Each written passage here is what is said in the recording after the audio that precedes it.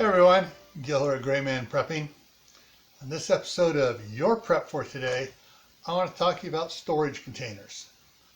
There are a whole bunch of different types of storage containers you can use.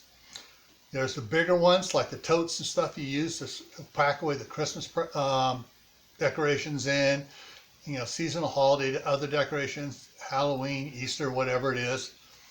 There's also storage containers for bulk foods as well. 5-gallon buckets, the bigger 20-gallon totes that have the screw-on lids, all those different type of containers.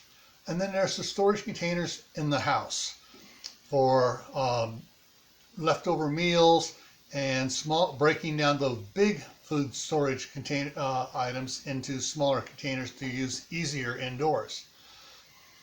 So what I'm talking about here for you to do is take a look around to see, do you need more or better storage containers to keep your food and other things properly stored and safe from the rodents, environments, and everything else around. Okay?